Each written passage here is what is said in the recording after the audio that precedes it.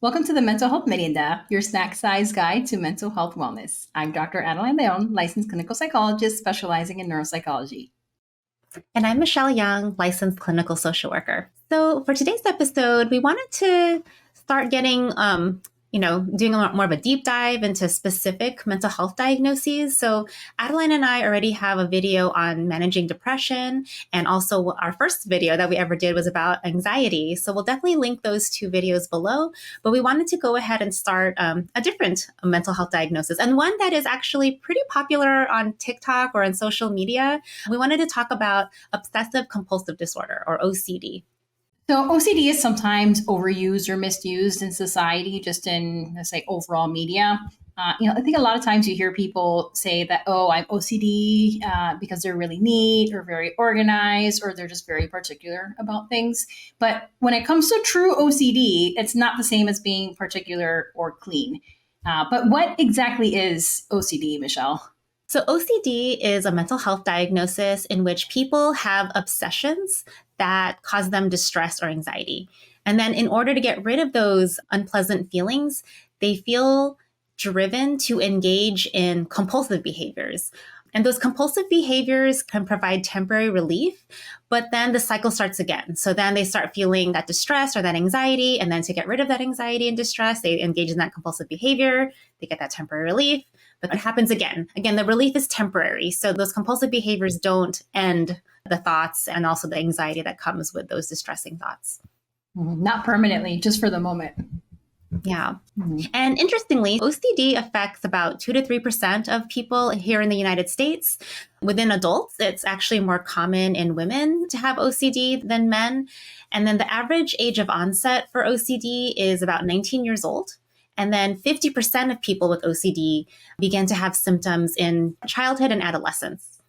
And the World Health Organization ranks OCD as one of the 10 most handicapping conditions. And that means that along with this condition, it's often associated with like loss of income or decreased quality of life due to coping with some of the symptoms. It can be very distressing and really debilitating to have OCD. But when we think about the actual diagnosis, so based on the DSM, so that's what mental health professionals use to diagnose people. OCD requires the presence of obsessional thoughts. And so, of course, OCD and obsessions and compulsions that are time consuming. So time consuming, meaning that it takes up at least an hour of your day, many times hours and hours of your day. It causes significant distress and it impairs your work or social functioning, or both, really. But when it comes to actual obsessions, so obsessions, they're persistent thoughts, impulses, images that cause very distressing emotions such as fear, anxiety, disgust. A lot of people with OCD, they recognize that they're a product of their mind and they know that they're excessive. They know that they're unreasonable, but the distress caused by the intrusive thoughts, they can't resolve them with logic or reasoning. So you can imagine how distressing that is, that you have these uncontrollable images and thoughts, and you know that they're not reasonable, but using your logic and your reason isn't enough to get them to stop. So that's where the compulsions come in, which Michelle will get to. But a few examples of common content of obsessional thoughts could be a fear of contamination, which I think that's a big one that we hear about like in media and things like that. Extreme worry that something's not complete. So if you think that did I lock the door? Did I not? Did I turn off the stove? Did I not? Like feeling like it's not complete, and that I think we all have that feeling sometimes. Like I sometimes go to bed and I think, did I turn off the stove? Because I have left the stove on before or the oven. So, but it's based on some truth and things that I tend to do sometimes. Extreme concern with order, symmetry, or precision, disturbing sexual thoughts or images. And so those can be very, very distressing, especially. And there could be aggressive thoughts. Violent thoughts could be thoughts about being violent toward your loved ones, being violent toward yourself, religious or blasphemous thoughts. So those, especially those last two or three, can be especially distressing and can make people feel like, oh my God, why am I having these thoughts where I'm thinking of hurting people? What's wrong with me? And it can make them feel like they're violent when they're not. It's just these uncontrollable thoughts that are not really coming from you, but they sometimes can seem like they are.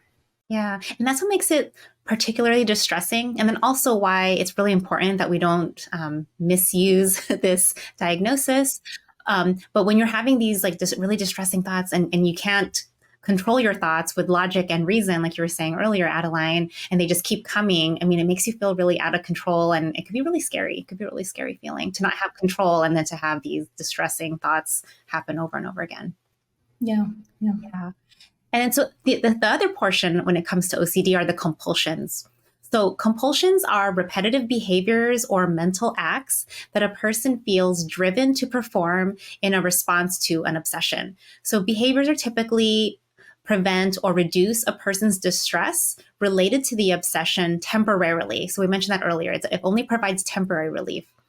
And then they are more likely to do the same in the future. So it only provides temporary relief. It doesn't make the thought go away. It doesn't make the anxiety with the thoughts go away. So you end up kind of going in that cycle. So some examples of what compulsions could look like. So one that's really common is that excessive or ritualized hand washing and showering. Others could be ordering or arranging things, multiple times to make it, in a particular way. You mentioned this earlier, Adeline, repeatedly checking things like locks, switches, the stove. Did I really turn it off? Did I really turn the lights off? Appliances, doors, so that constant like checking it. And sometimes to make sure that you checked it enough, you might, part of the ritual could be that you check like 5 times, or you check 10 times. So that sometimes that's a part of it as well. So constantly seeking approval or reassurance could be another example. And then rituals related to numbers. So counting, repeating, excessively preferencing or avoiding certain numbers. That's another, I think, common one that we might see in like the media.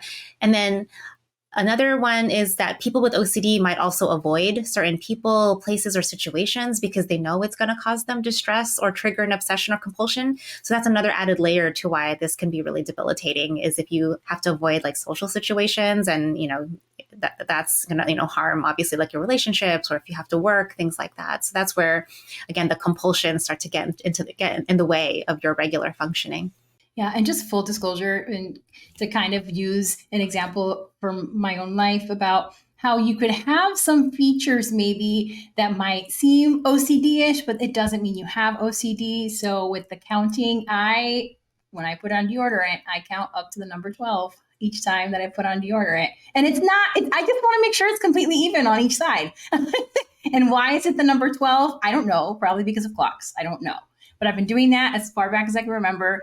But I don't have OCD. I know I don't have OCD because it's not something that, I'm not at work wondering, did I put on deodorant? I need to go back and put on deodorant. Did I not? And it's not something that bothers me. It's not something that impacts my functioning. That's a really big thing with any kind of mental health diagnosis is, does it impact your functioning? It doesn't. It's just something that I do, and just maybe me being a bit more particular about something, but it doesn't mean I have OCD. I know that. Yeah. And again, OCD isn't just like, oh, you're very like hygienic about your deodorant or things like that. It's not like, oh man, oh, you're so OCD. Again, like we all have our different things, but for it to be a full blown, mental health condition is that causing distress, impairing your ability to function in your life. And so if it was starting to impair you going to work, or you left work to go back home to put on your deodorant, and you did that multiple times, it took up hours of your day driving back and forth to make sure you did that, then that would be a different story. But that's kind of like the big difference between, just kind of like your regular things that you might be doing that might be a little particular to you versus like a mental health diagnosis. Yeah, I think sometimes people have little quirks that a lot of social media, TikTok in particular, has made a lot of our quirks seem like they might be mental health conditions. And so with me and my deodorant thing, maybe it's a little strange, but I consider it a quirk. I don't consider it OCD. But I think that's a lot of what helps to keep that in mind is that, we don't want to over pathologize our differences and our little quirks. That's what makes us really special and unique and cool, is that we're all a little different. Yeah. And I think another really popular example in media would be like Monica from Friends. Like, she's super clean, and it's a quirk of hers where she like cleans a lot and she just really enjoys it. But I mean, I wouldn't say she has like full blown OCD. Like, she's able to like function and live her life and like have, perfectly like, enjoyable relationships and things like that. That's just like her, like little quirk of hers that she does like to clean, and she likes things a certain way, and that's fine. There are people like that. But a full-blown OCD would look totally different if she truly had that diagnosis. Exactly. Yeah. So, what can be done to help treat OCD? So, while OCD can be a really challenging condition, which I think we've already covered that, effective treatments are available. And one of the most widely recommended approaches is cognitive behavioral therapy. You've heard us mention this many, many times. If you refer back to our videos, like Michelle mentioned earlier, on depression, on anxiety, we'll make sure to link those below. And we always mention CBT because there's just a lot of research that backs it up. And there's a specific kind that's called exposure and response prevention, so ERP. And so those are two of the really common, very effective treatments for OCD. Yeah, and then just to expand a little bit on ERP. So in ERP, a therapist will work with an individual to gradually expose them to their obsessions and teach them to resist engaging in the compulsive behaviors. So this process helps people with OCD learn to tolerate that anxiety and those distressful feelings that are associated with their obsessions and help break that cycle. So again, we talk about how this is very cyclical. So it helps to break that cycle of then acting on their compulsive behaviors. Yeah. So it's almost like you're kind of training yourself to kind of like respond to those stressors differently. Yeah. Or like retraining kind of. Yeah. So in certain psychiatric medications can help control the obsessions and compulsions too. Most commonly, antidepressants are tried first, which might seem a little strange. Like, oh, why am I on an antidepressant if I'm not depressed? But they can have a lot of different effects on neurotransmitters that are still involved in other diagnoses like OCD. So fluoxetine, which is known as Prozac, so that can be prescribed to adults and children that are at least 7 years old. Another common medication is Luvox, which can be prescribed to adults and children that are 8 years old or older. There's Paroxetine, which is known as Paxil, that's only for adults. There's sertraline, that one is really commonly prescribed. It's known as Zoloft. You've probably seen commercials for it. And that can be prescribed to adults and children that are 6 years old or older. So definitely that one can be prescribed to pretty young kids. And then Anafranil, which can be prescribed to adults and children that are at least 10 years old. Right. So there are options for medications. So in general, for many individuals who are trying to manage their OCD, a combination of psychotherapy, so CBT and ERP, like we mentioned earlier, and medication is often the most effective treatment.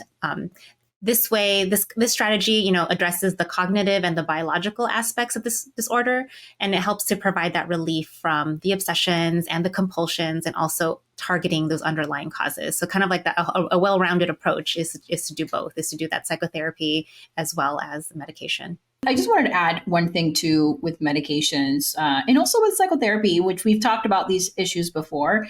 If you try going to psychotherapy, you first have to go to a licensed mental health professional. So that's first.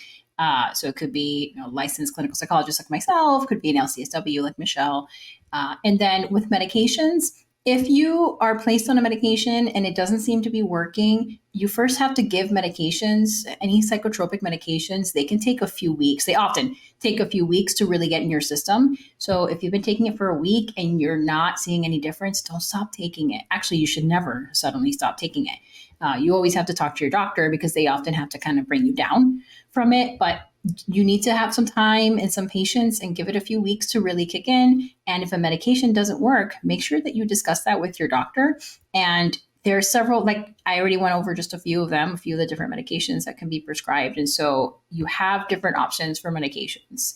Same as a therapist. If you're seeing someone for therapy and it just doesn't seem to be helpful, it just might not be the right fit and you can try seeing someone else. So we definitely talked about that, I think, in our depression and our anxiety videos, where just the importance of really giving things a try. And unfortunately, sometimes it's a little bit of trial and error before you get to the right fit in terms of the therapist and the medication. But just know that there are very effective treatments that can help with resolving this and with treating OCD. Yeah. And I think another big one too is just for really to be diagnosed with OCD, you have to go to someone who's licensed to be able to diagnose. So don't go on social media, hear something and think, oh my God, I have OCD. Don't self-diagnose. And if you think, truly this might be something that you're struggling with when you hear, when we're describing the symptoms of, obsessions and compulsions, then definitely go to someone who's licensed and who can give you the diagnosis. Because then from there, going forward, then you can figure out the best treatment plan for you. Yeah, and you can find someone licensed to go see either through your primary care provider, through your regular doctor, or through your insurance. Those are the best ways to find someone. But we just wanted to add that because that's really important to keep in mind and just not to get discouraged if you do find that you're struggling, even once you're already in treatment. But that's all we have for today's episode on OCD. And so I'm Dr. Adeline Leon, licensed clinical psychologist. And I'm Michelle Young, licensed clinical social worker. So if you enjoyed our show about OCD, make sure to like this video and subscribe to our channel so you can get notifications when we upload our weekly episodes. Also, make sure to check out our other episodes on depression and anxiety. Again, we'll make sure to link those below. And we talk about tips to manage those mental health conditions. And we're going to be doing more of these kinds of videos where we just talk very, we kind of break down like very specific mental health conditions and treatment options. And we would love to hear from you in the comments. As always, we welcome comments from you about our videos. But are there any other mental health conditions that you would like for us to cover on our show? We definitely plan to cover a few more. But if there are any that you'd really like us to talk about, make sure to let us know in the comments. And thanks so much for tuning into Mental Health Merienda, your snack-sized guide to mental health wellness. We'll see you soon. Bye. Bye.